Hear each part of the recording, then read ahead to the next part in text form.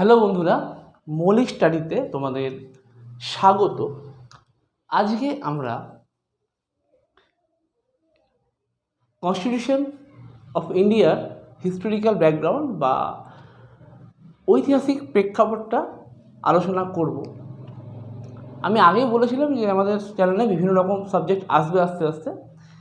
আজ থেকে Indian politics শুরু হলো। তো আজকে আমরা যেটা আলোচনা করব সেটা হচ্ছে historical background of Indian constitution.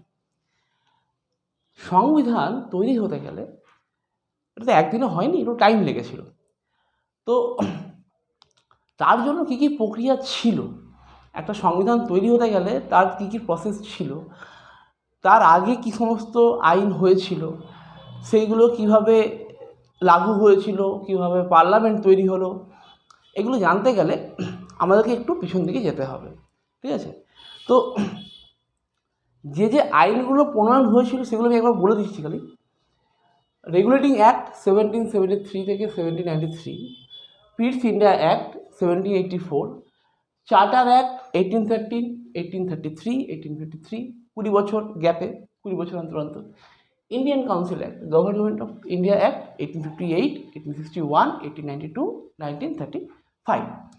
এর মাঝে দুটো রিফর্ম হয়েছিল, একটা হচ্ছে মরলে মিন্টো রিফর্ম, একটা হচ্ছে মন্টেগু চেমসফোর্ড রিফর্ম। মরলে মিন্টো হয়েছিল 1909-এ, 1909 সালে, আর মন্টেগু চেমসফোর্ড ছিল 1919 সালে। এবার আমি এই জায়গাটায় আসার আগে আমি একটু পিছন দিকে যাচ্ছি যাতে আপনাদের বুঝতে সুবিধা হয়। পর্তুগিজরা যখন ভারতে আসার জলপথ বা সমুদ্রপথ বা সি রুট যখন আবিষ্কার করছে, তাতে একটা ইউরোপিয়ান যে কান্ট্রিগুলো ছিল তাদের কাছে ইন্ডিয়ায় আসার একটা দিগন্ত খুলে যায়।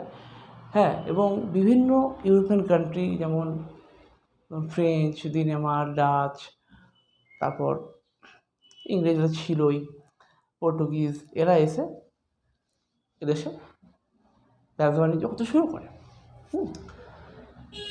বার্থালোমেউ দিয়াজ যখন ঝড়ের অন্তরে পেরোতে পারলেন না, কেপ অফ স্ট্রম যেটা ছিল সেটা পেরোতে পারলেন না, তখন উনি ফিরে গেলেন। তারপর যখন ভাস্কো ডা গামা ওই পথে আসছিলেন, উনি কোনো রকমে কেপ অফ স্ট্রমটা পেরোতেই দেখলেন যে এদিকে এনভায়রনমেন্টটা খুব ক্যাম অ্যান্ড কোয়াইট। তখন উনি নাম দিলেন কেপ অফ গুড হোপ বা উত্তমাশা অন্তরী। এরপর উনি ভারতে কালিকট বন্দরে আসেন 1498-এ। নিয়ে ওই যে জলপথটা একটা রাস্তা তৈরি হলো, তারপর থেকে আস্তে আস্তে একের পর এক বিভিন্ন রকম মার্চেন্টরা আসতে শুরু করে। যেটা আমার বলার সেটা হচ্ছে 31 ডিসেম্বর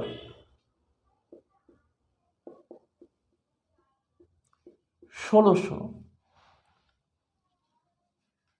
একটা কোম্পানি তৈরি হয়, governor and company of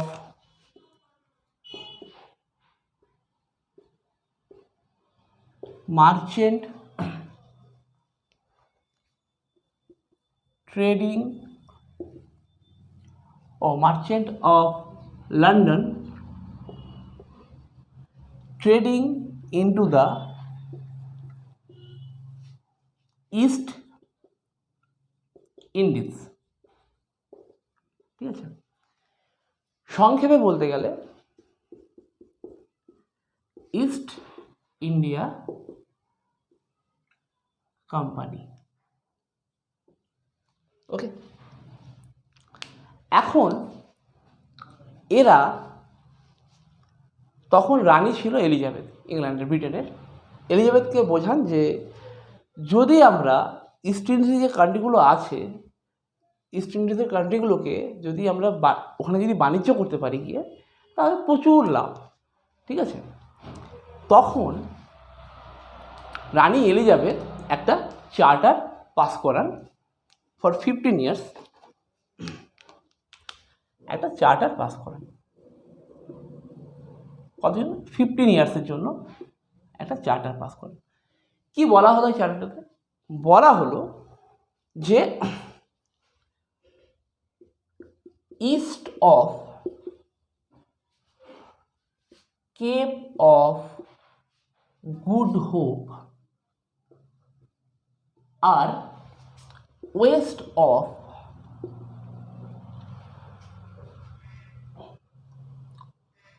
Strait of Magellan. মানে কেপ অফ গুড হোপের ইস্টে যত কান্ট্রি আছে আর স্ট্রেট অফ ম্যাগেলানের ওয়েস্টে যত কান্ট্রি আছে, সেখানে ইস্ট ইন্ডিয়া কোম্পানি বা এই যে কোম্পানিটা আছে, এরা একচেটিয়া বাণিজ্য করতে পারবে। ইংল্যান্ডের বা ব্রিটেনের অন্য কোনো কোম্পানি সেখানে নাক গলাবে না, হস্তক্ষেপ করবে না। এইটা 15 বছরের জন্য বলে দিল, যাতে এরা ওখানে মনোপলি করতে পারে, পুরোপুরি একচেটিয়া বাণিজ্য করতে পারে।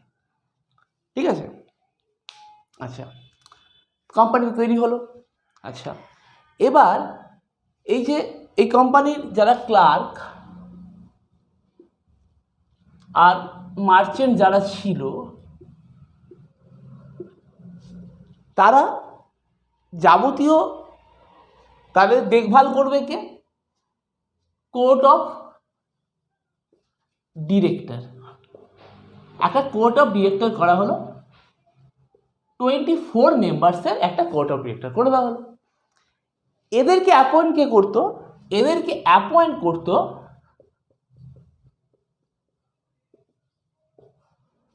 কোর্ট অফ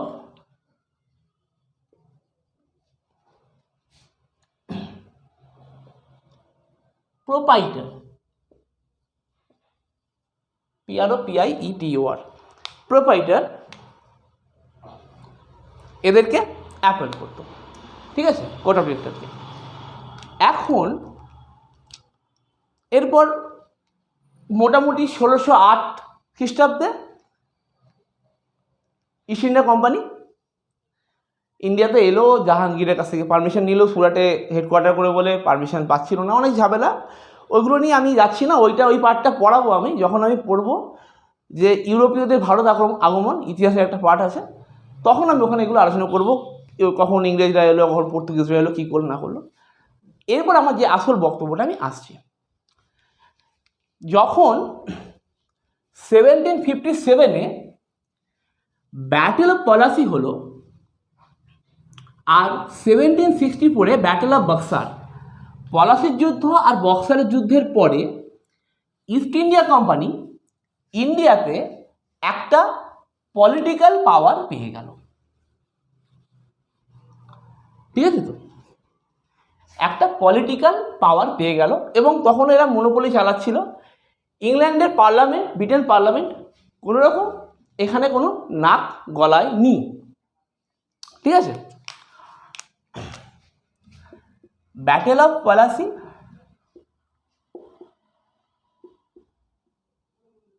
1757 আর ব্যাটেল অফ বক্সার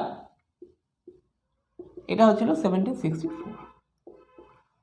ঠিক আছে, তো পুরোপুরি মনোপলি, মানে এখানে নিজেদের পলিটিক্যাল পাওয়ারটা এখানে কায়েম করলো।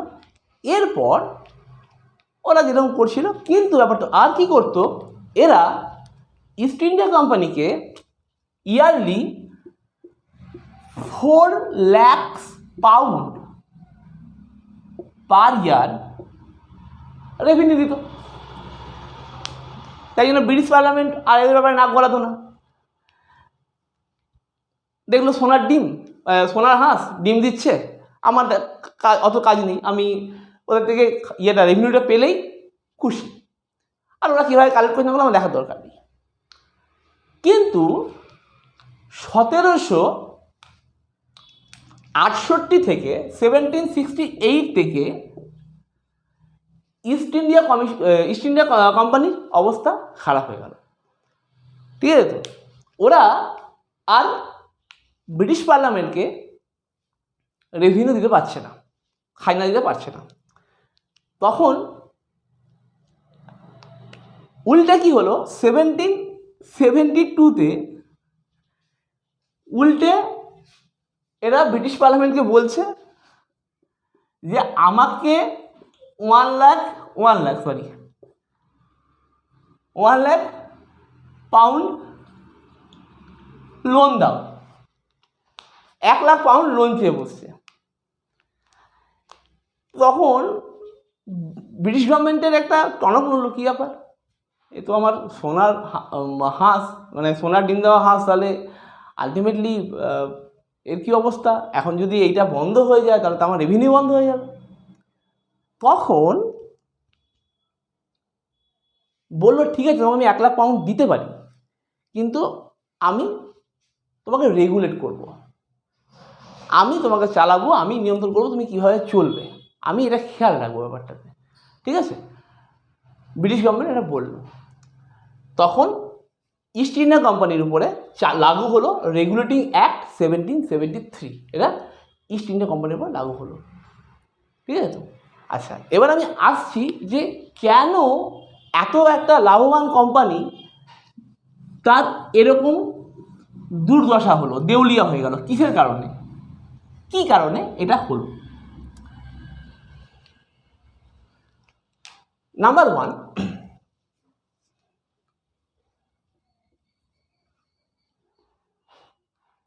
বেঙ্গল ফ্যামাইন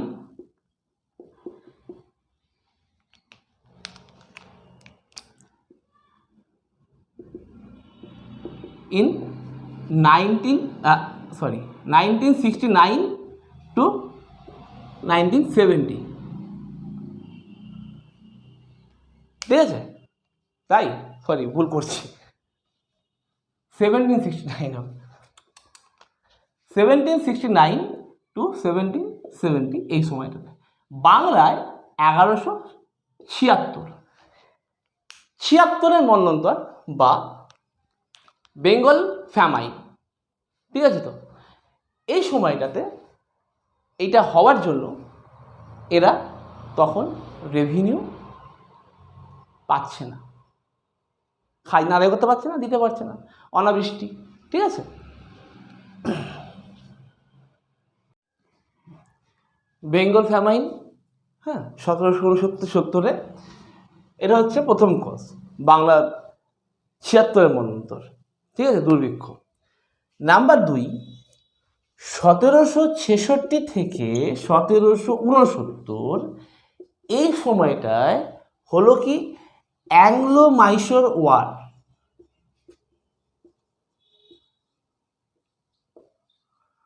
ঠিক আছে তো? হায়দার আলীর সাথে ইঙ্গো মহীশূর যুদ্ধ এই 3 বছর ধরে চলেছিল।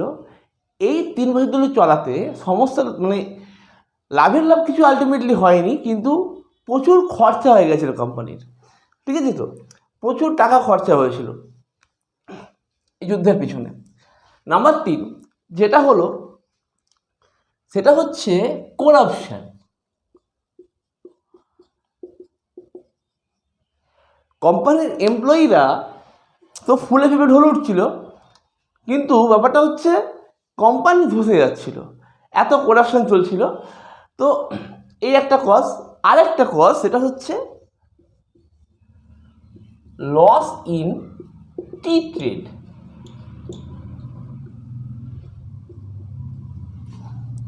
ইংল্যান্ড, মানে এই ইস্ট ইন্ডিয়া কোম্পানি কী করতো, প্রায় 95%, মানে আমেরিকায় যে চা যেত তার 95% সাপ্লাই করতো ইন্ডিয়া থেকে ইস্ট ইন্ডিয়া কোম্পানি, ঠিক আছে? কিন্তু ডাচরা এবার স্মাগল করে টি আমেরিকায় বিক্রি করায়, তাতে এদের চা আর কিনতে চাইছিল না, এর গুদামে চা ভর্তি হয়ে পড়েছিল, চা আলটিমেটলি পচছিল, কিন্তু এদের চা কিনতে চাইছিল না। পুরো ডাচরা স্মাগল করে পুরো ইউরোপিয়ান কান্ট্রিগুলোতে বিক্রি করছিল আর আমেরিকান কান্ট্রিগুলোতে, ঠিক আছে? এই 4টে কারণের জন্য মোটামুটি ইস্ট ইন্ডিয়া কোম্পানি লস খায়। তার জন্য সে ব্রিটিশ গভর্নমেন্টকে বলে আমাকে টাকা ধার দাও। ব্রিটিশ গভর্নমেন্ট তখন বলে যে তোমাদেরকে রেগুলেট করবো, আমি যেরকমভাবে বলবো সেরকম চলো। সেই নিয়ম তখন ও রেগুলেটিং অ্যাক্ট চালু করলো 1773-তে। হ্যাঁ, ব্রিটিশ গভর্নমেন্ট কী করলো, তখন রেগুলেটিং অ্যাক্ট চালু করলো। তাহলে রেগুলেটরিং অ্যাক্টে কি বলা ছিল, কীরকম সিস্টেম, এটা কতগুলো পয়েন্ট ওয়াইজ আমরা পড়ে নেব, তাহলে আমাদের সুবিধা হবে। ওকে, যেমন আচ্ছা, কোম্পানি ট্রেড মনোপলিতে, মানে কোম্পানির যে ট্রেড মনোপলি ছিল সেখানে কোনো চেঞ্জ হলো কি? কোম্পানির ট্রেড মনোপলিতে কোনো চেঞ্জ হলো না।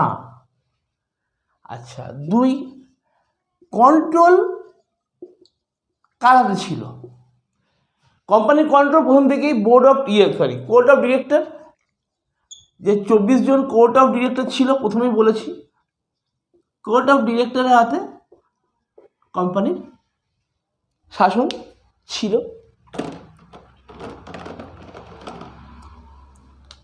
আচ্ছা, এবার আমি আসছি অ্যাডমিনিস্ট্রেশনটায়।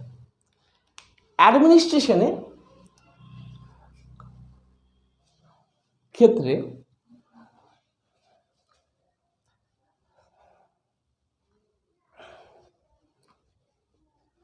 যেটা দেখা যাচ্ছে,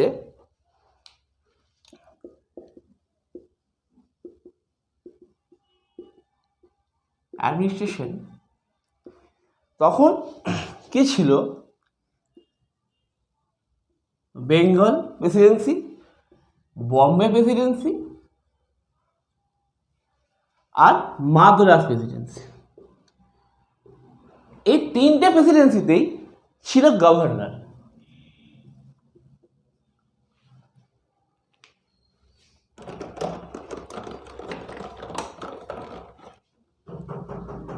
গভর্নর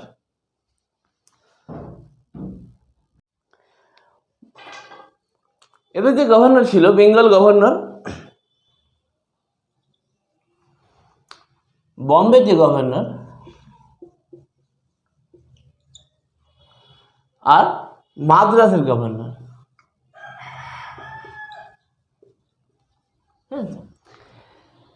রেগুলেটিং অ্যাক্ট কি করলো? বেঙ্গলের যে গভর্নর তাকে বানিয়ে দিল গভর্নর জেনারেল অফ বেঙ্গল।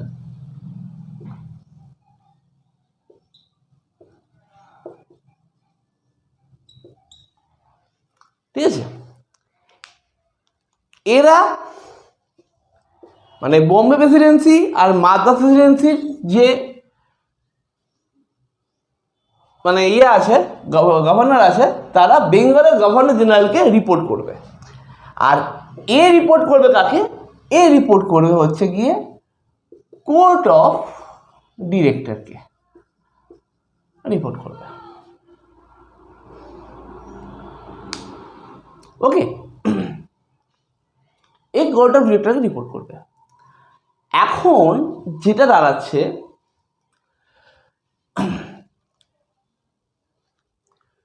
আমি আসছি এবারে সেন্ট্রাল লেজিসলেচার। এইটা গেল অ্যাডমিনিস্ট্রেশন ব্যাপার। সেন্ট্রাল লেজিসলেচারে গল্পটা কি দাঁড়ালো? সেন্ট্রাল লেজিসলেচার মানে হচ্ছে কেন্দ্রীয় আইনসভা।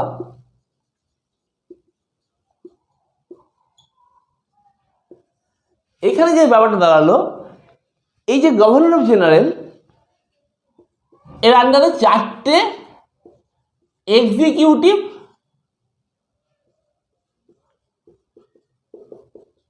কাউন্সিল থাকবে। কাউন্সিল, এখানে 4 জন মেম্বার আছে। এক্সিকিউটিভ কাউন্সিলে 4 জন মেম্বার আছে। ঠিক আছে, 4 জন মেম্বার 5 ইয়ার্সের জন্য অ্যাপয়েন্ট হতো। 5 ইয়ার্সের জন্য 4 জন এক্সিকিউটিভ কাউন্সিল মেম্বারকে অ্যাপয়েন্ট করা হলো। ফার্স্ট যারা ছিলেন, 1 নম্বরে ছিলেন ক্লেভারি,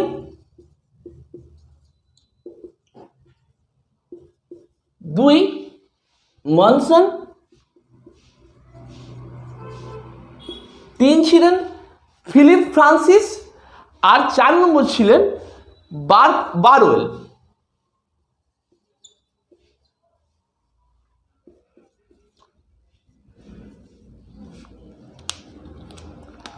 ফিলিপ ফ্রান্সিস। আর প্রথম যিনি গভর্নর জেনারেল বেঙ্গল হয়েছিলেন তার নাম হচ্ছে ওয়ারেন হেস্টিংস, ওয়ারেন হেস্টিংস, ঠিক আছে, তিনি হয়েছিলেন গভর্নর জেনারেল অফ বেঙ্গল। ওকে, তো এইটা ছিল অ্যাডমিনিস্ট্রেশনের গল্প। এইখানে যেটা হচ্ছে সেটা হচ্ছে কি, আচ্ছা, একটা ল পাস করাতে গেলে ভোটিং হতো।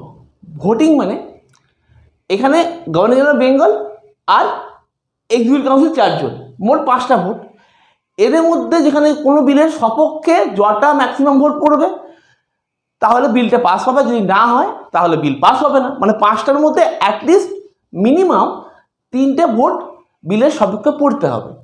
তো তার মানে গভর্নর জেনারেল আর এখান থেকে মিনিমাম 2জনকে নিতেই হতো কোনো বিল পাস করাতে হলে। কোনো দুজনের মেম্বারের একটা মত থাকতেই হতো। যদি না থাকতো কোনো কারণে তাহলে কিন্তু বিল পাস হতো না, ঠিক আছে, এইটা একটা ব্যাপার ছিল। আচ্ছা, আরেকটা কি করা হয়েছিল, আরেকটা হচ্ছে সেটা হচ্ছে ডুয়েল ফর্ম অফ গভর্নমেন্টটা, dual form of government, dual form of administration, sorry government বলছি, dual form of administration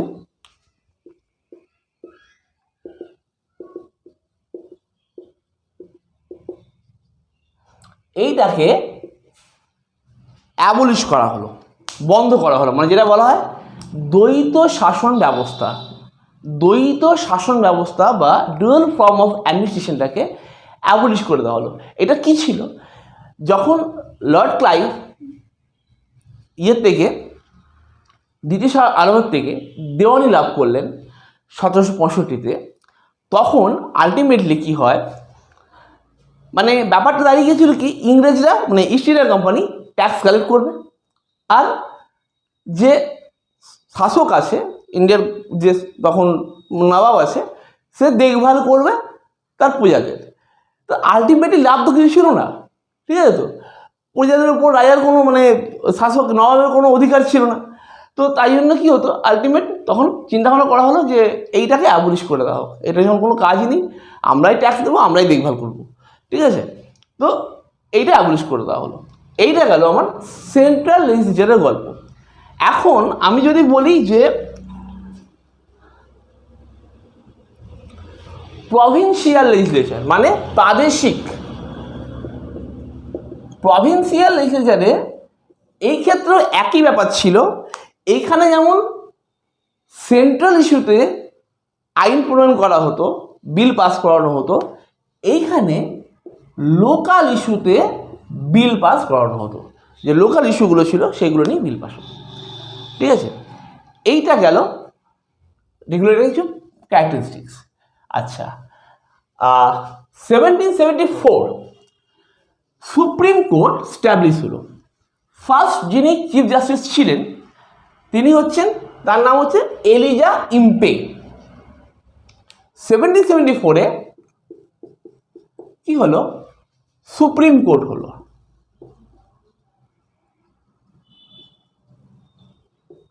first chief justice, প্রধান বিচারপতি ছিলেন প্রথম এলিজা ইম্পে। স্পেলিংটা গন্ডগোল হতে পারে মেবি। আচ্ছা, এবার যেটা দাঁড়াচ্ছে এর কিছু, এই যে লটা তো হয়ে গেল, লটার কিছু ড্রব্যাক ছিল, ঠিক আছে। কি ড্রব্যাক ছিল, ব্যাপারটা হচ্ছে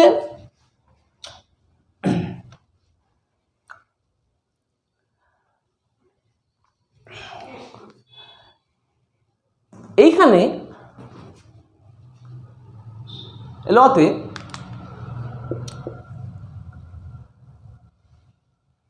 গভর্নর জেনারেলের পাওয়ারটা লিমিটেড, ঠিক আছে। তো মানে যখন একটা বিল পাস করাতে যাবে তখন গভর্নর জেনারেলকে এক্সিকিউটিভ কাউন্সিলের মেম্বারদের উপর ডিপেন্ড করতে হবে। নাম্বার 2, একটা কনফ্লিক্ট লেগেই থাকতো সুপ্রিম কোর্ট আর গভর্নর জেনারেলের মধ্যে। Conflict between supreme court and governor general, ঠিক আছে? তো লেগেই থাকতো, মানে এই একটা বিল পাস করিয়েছে, ওটা অ্যাক্ট করতে হবে, রেজিস্টার করতে হবে। তো সুপ্রিম কোর্ট যখন সুপ্রিম কোর্ট পারমিশন দেবে রেজিস্টার করা, সুপ্রিম কোর্ট বাতিল করে দিতে পারতো যখন তখন, তো বিলটা পাস হতো না। তো এই অসুবিধাটা ছিল, সবসময় ওদের মধ্যে ঝামেলা থাকতো। তো কী হলো, এইটাকে ঠিক করার জন্য তখন আর একটা অ্যাক্ট আনা হলো। কীরকম একটা, কীভাবে আনা হলো? দুটো অ্যাক্ট আনা হয়েছিল। একটা হচ্ছে পিস ইন্ডিয়া অ্যাক্ট, আর তার আগে একটা ছিল, সেটা হচ্ছে অ্যাক্ট অফ সেটেলমেন্ট। একটা piece India act, act of settlement, ঠিক আছে? অ্যাক্ট অফ সেটেলমেন্ট আনা হয় 1781। কিরকম কেসটা হলো, গভর্নর জেনারেল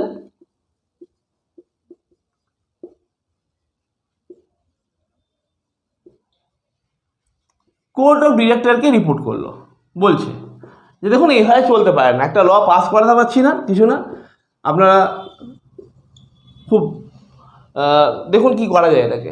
সুপ্রিম কোর্ট ঝামেলা করছে। কোর্ট অফ ডিরেক্টর তখন ব্রিটিশ গভর্নমেন্টকে বলল,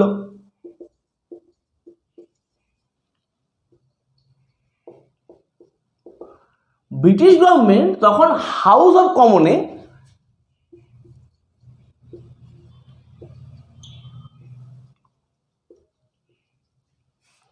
একটা কমিটি তৈরি করলো, নাম হচ্ছে টাচেট কমিটি।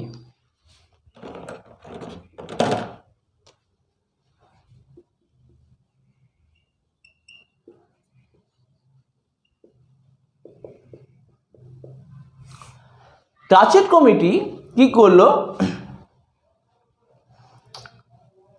একটা ল পাস করালো, একটা অ্যাক্ট পাস করালো, অ্যাক্ট অফ সেটেলমেন্ট।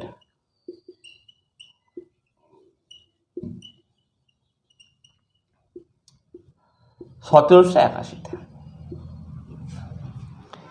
এই লতে বলা হলো যে সুপ্রিম কোর্ট রেভিনিউয়ের ব্যাপারে যখন কোনো বিল পাস হবে সেক্ষেত্রে কোনো হস্তক্ষেপ করবে না, কোনো নাক গলাবে না, যা করছে করতে দিক, ঠিক আছে? সুপ্রিম কোর্ট রেভিনিউর ব্যাপারটাতে কোনো নাক গলাবে না, ঠিক আছে? তো এইটা একটা ব্যাপার ছিল, ঠিক আছে? আর এরপরে এসেছিল পিস ইন্ডিয়া অ্যাক্ট 1784। এরপরে মাঝখানে বোধহয় আমি একটা ইনফরমেশন বাদ দিয়েছি, সেটা হচ্ছে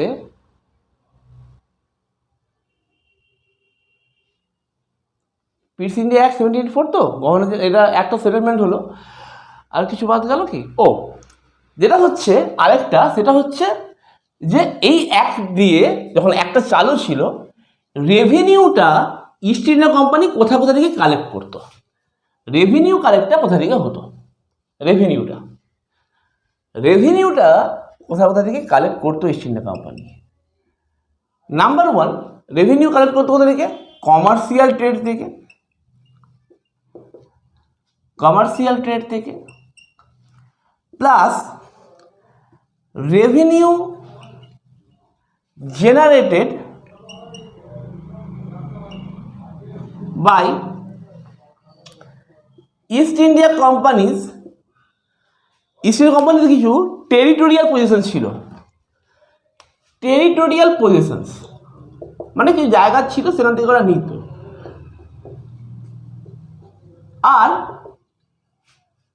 নিত কোথা থেকে? Salt tax. এই সল্ট ট্যাক্স শুনলে আপনাদের গান্ধীর নাম মনে পড়ে যাবে, লবণ সত্যাগ্রহ। এই সল্ট ট্যাক্স কিন্তু বহু যুগ আগে থেকে আসছে, সেই মৌর্যদের সময় থেকে। ওই সময় চন্দ্রগুপ্ত মৌর্য আমলে ছিল একজন, একটা পদ ছিল লবণাধ্যক্ষ বলে একটা পদ ছিল, তখন সে ট্যাক্স কালেক্ট করতো, সল্ট ট্যাক্স, ঠিক আছে? তো আবার মুঘলরাও করেছে, তার আগে সুলতান যুগেও করেছে, বিভিন্ন পাল যুগ সেন যুগেও হয়েছে, হ্যাঁ, পরবর্তীকালে ইংরেজরা করছে, এটা চলেছে কন্টিনিউ। তো রেগুলেটিং অ্যাক্ট মোটামুটি এটুকুই, মানে আমার তথ্য অনুযায়ী আমি যেটুকু জানি। পিটস ইন্ডিয়া অ্যাক্ট এরপরে 1784-এ 1784 পিটস ইন্ডিয়া অ্যাক্ট হলো, সেটা আমরা পরের নেক্সট ক্লাসে আমরা আলোচনা করবো পিটস ইন্ডিয়া অ্যাক্টটা নিয়ে। আজকের মতো এটুকুই আপনার, ঠিক আছে। আমি পলিটেকনিক প্রথম ভিডিও করছি, হয়তো কিছু ভুল ত্রুটি হতে পারে, নিজেও কোনো ক্ষমা করবেন, আর যদি কোনো পরামর্শ থাকে দেবেন। আজকের মতো এটুকুই, ভালো থাকবেন, ধন্যবাদ।